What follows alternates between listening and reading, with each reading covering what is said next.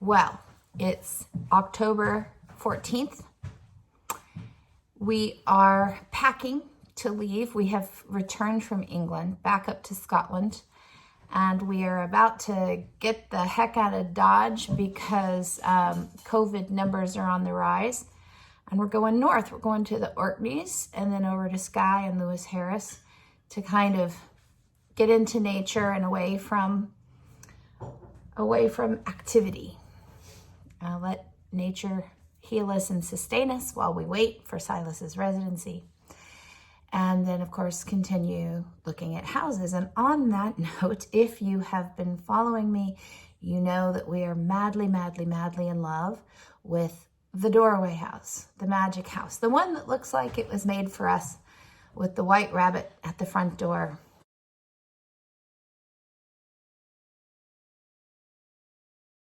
And the sun and moon and stars and mice and yeah, Zeus. Zeus is on the wall. It's like, I'm not going to be in love with that, right?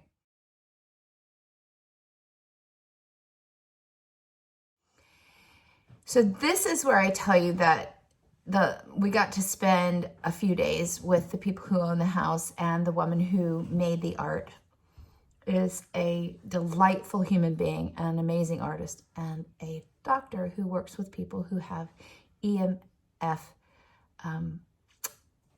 electromagnetic frequency illness. She's a spectacular person, and I feel like she made the house for me. However, when we left them, it was all very exciting, and we're very connected, and we're looking forward to somehow combining efforts to bring her work into the world and to bring us to the DUIRWAIGH house.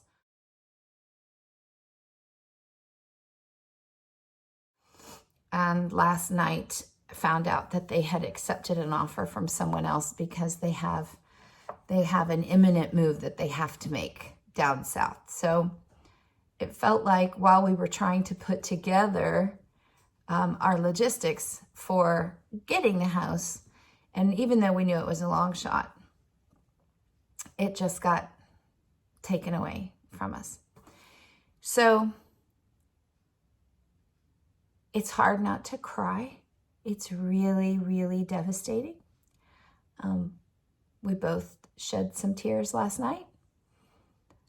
I'm likely to shed tears in this video or later today, all day probably.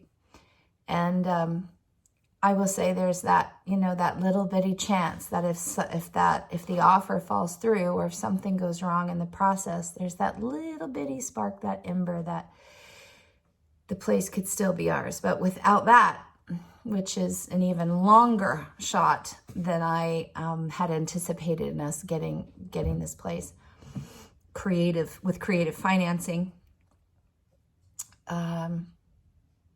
And that, let me just tell you what that looked like, because I know if you've been following, you're going to find this interesting.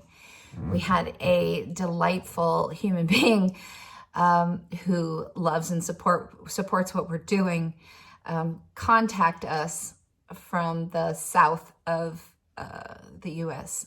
a few days ago.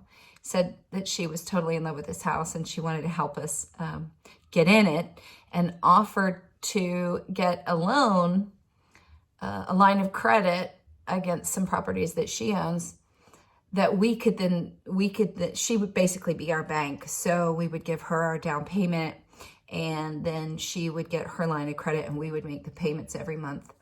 And that was starting to sound really, really exciting and possible. And it was just going to take a couple of weeks to put everything together, and then there goes the house to someone else. So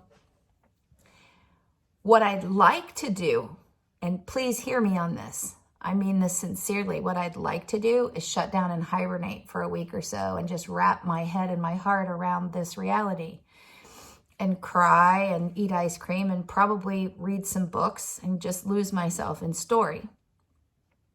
And I may still do that, but I felt like I needed to come on here and be raw and be vulnerable and tell you that this really, really hurts. That it's not just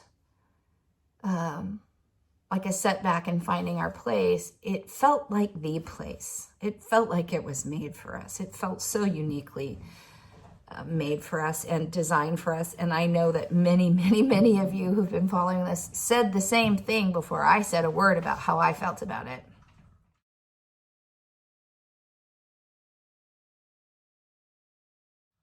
Especially those of you who saw Knock at the Door or read Doorways in Dreamfields or followed Doorway Gallery when it was the first fairy tale art gallery online.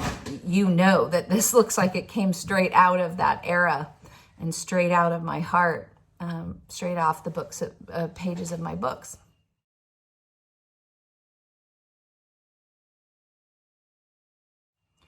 So yeah, this one feels really personal. This one doesn't feel the same as losing an opportunity with a bank, you know, or being told that we can't have a loan yet, or we have other qualifications to meet. This one feels like it was just so perfectly aligned and then it died. So we're mourning and we're in grief. And that's all I'm going to tell you, except that instead of hiding, I'm talking, I'm sharing.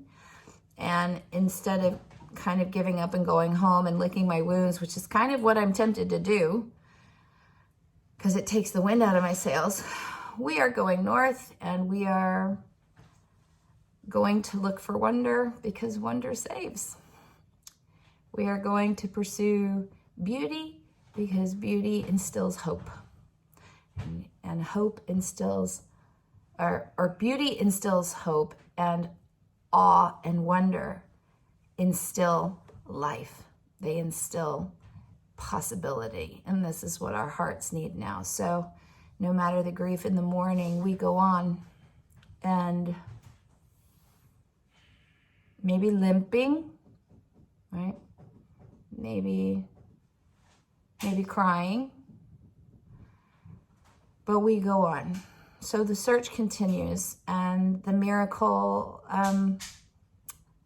the spark, the furnace underneath the miracle is still there. It's still piping. There's hope that this thing could be saved yet. And if not, then we all have to remember that, you know, if a door closes, it's not your door. Keep going. Your door is perfect and it's got your name on it. And I have to remind myself this hourly and continue to knock, knock, knock, knock at the door.